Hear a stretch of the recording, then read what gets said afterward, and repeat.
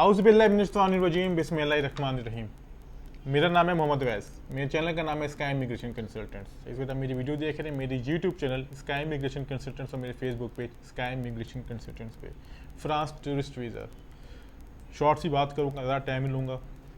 बात यह है कि क्या फ्रांस इस वक्त वाकई वीज़ा दे रहा है या नहीं दे रहा, क्योंकि काफ़ी लोग ये पेशन गोइयाँ कर रहे हैं जी फ्रांस की वीज़ा रेशो बेहतर नहीं है, फ़लाँ कंट्री का अप्लाई कर लें, फ़लाँ कंट्री का अप्लाई कर लें, उसकी वीज़ा रेशो बेहतर है, फ्रांस के अपॉइंटमेंट से आपको बहुत लेट मिल रही है, ऐसे वैसी बातें हो रही हैं।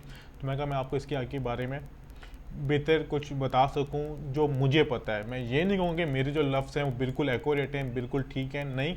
आप अपनी सर्वे भी कर सकते हो, अपनी रहनुमाई भी कहीं और से भी हासिल कर सकते हैं। इस बात में कोई शक नहीं, कोई दूसरी राय नहीं कि फ्रांस की जो अपॉइंटमेंट्स हैं वो नवंबर दिसंबर की मिल रही हैं या ऑब्वियसली उससे आपको लेट या उससे पहले मिले, लेकिन डिपेंड करता है। लेकिन ये टूरिस्ट वीज़े की बात करो, जिन्होंने टूरिस्ट वीज़े की जिनके पास purpose of travel just tourism है।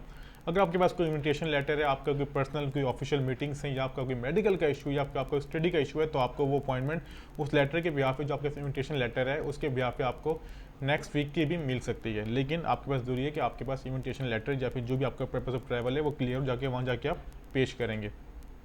ये आपका हो गया। ये तो मैं बात करता हूँ वीज़ा रेशो के बारे में।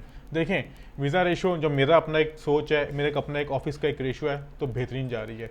अब लोग इसको रिकमेंड क्यों नहीं कर रहे? देखें, अब आप कंसल्टेंट के पास जाएंगे ना तो आपको कहेगा जी कि फ़लाँ कंट्री का अप्लाई करो। इसमें बात करता हूँ नीदरलैंड की। नीदरलैंड की अपॉइंटमेंट है वो आपको मिल जाएगी 5-6 दिन बाद की, इस्लामाबाद की 15 जून की मिल जाएगी, 16 जून की ऑनवर्ड्स। स्वीडन की एम्बेसी आपको पता आज बंद हो गई है, कुछ उनके अपने इशू में मैं इसको डिस्कस नहीं कर सकता, क्योंकि अभी मैंने उनके पढ़ा एम्बेसी की वेबसाइट पे जाके, स्वीडन की एम्बेसी टेम्प्रेरी क्लोज हो गई है।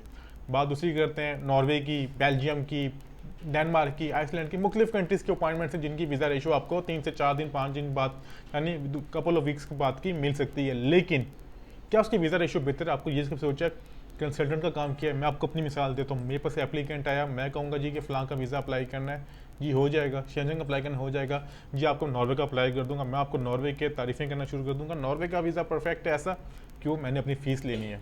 मैं कहूँगा अपनी फ़ीस दे के मैं आपको पैसे दूंगा, आपको डॉक्यूमेंट दूंगा, आप फीस देंगे, पैसे डॉक्यूमेंट लेके चले जाएंगे, अपना वीज़ा अप्लाई कर देंगे, वीज़ा हुआ या ना हुआ कहानी खत्म। अगर मैं आपको फ्रांस के लिए रिकमेंड कर रहा हूँ, क्योंकि इसकी वजह क्या है? फ्रांस की वजह है कि उसकी वीज़ा रेशो बेहतर है। नो डाउट उसमें आपको, मुझे फ़ीस आप नहीं देंगे, मुझे आप फीस 4-5-6 महीने बाद देंगे, लेकिन उसमें मैं आपका सोच रहा हूँ, अपना नहीं सोच रहा। काफ़ी एप्लीकेंट्स होते हैं जो कहते हैं जी हमने अभी अप्लाई करना है, वीज़ा हो या ना अप्लाई आप करवा दें, समथिंग लाइक डैट। इसलिए मैं आपको रिकमेंड कर रहा हूँ फ्रांस। उसके बाद मैं बात करूँगा तो उसके बाद ऑस्ट्रिया। काफ़ी लोग कह रहे हैं कि ऑस्ट्रिया के अपॉइंटमेंट्स भी, सॉरी, वीज़ा रेशो बेहतर नहीं है। देखें, ऑस्ट्रिया की वीज़ा रेशो 50-50 में कह सकता हूँ, लेकिन फ्रांस उससे बेहतर है। स्पेन की बात करूँ, स्पेन के बारे में मुझे इतना नहीं पता, क्योंकि स्पेन के अपॉइंटमेंट्स तो अवेलेबल ही नहीं है, ब्लैक में सेल हो रही हैं, लेकिन उसके मुझे इतना आइडिया नहीं, क्योंकि हमारे इतने केसेस जो आ रहे हैं, हमारा केस कल जमा होगा, वो उन्हें अपने अपॉइंटमेंट लेकर आए थे, उसके बाद मुझे इतना आइडिया नहीं। बाकी मुख्तलिफ कंट्रीज़ हैं, उनकी वीज़ा रेशो उस तरह नहीं जा रही जिस तरह होनी चाहिए शेंजन स्टेट्स की। और आपको मैं ये बात ये बता दूँ, एक टिप समझ लें कि हमेशा उस कंट्री का वीज़ा अप्लाई करें, शेंजन स्टेट का, जिस मर्जी कंट्री का, जिसकी एम्बेसी पाकिस्तान में, जिसका कॉन्सुलेट है, वो आपको वीज़ा कैसे दे सकता है। मिसाल के तौर पे एक हम लोग फिनलैंड की बात कर लेते हैं, फिनलैंड को नीदरलैंड डील करता है, लैटविया को जर्मनी डील करता है, आइसलैंड को डेनमार्क डील करता है, कुछ ऐसी कंट्रीज़ बहुत ज़्यादा हैं। जब वो अपनी कंट्री के वीज़ा रेशो अपनों नहीं दे रहे, तो आपको वो दूसरी कंट्रीज़ का वीज़ा कैसे देंगे? लिहाजा हमेशा वो कंट्री चूज़ करें जिसकी एम्बेसी पाकिस्तान में हो, जिसकी वीज़ा रेशो स्काई इमिग्रेशन वाले नहीं, जो उसको पूरी फेसबुक या यूट्यूब कह रहे हो जिसके वीज़ा रेशो भी, तो उसका वीज़ा अप्लाई करें।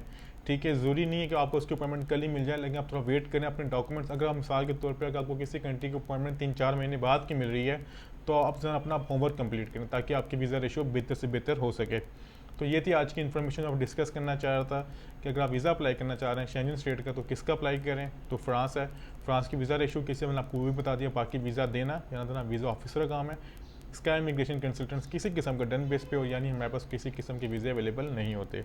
आपसे दोबारा मुलाकात होगी बहुत जल्द को नई इन्फॉर्मेशन के साथ। बहुत शुक्रिया। खुदा हाफिज़।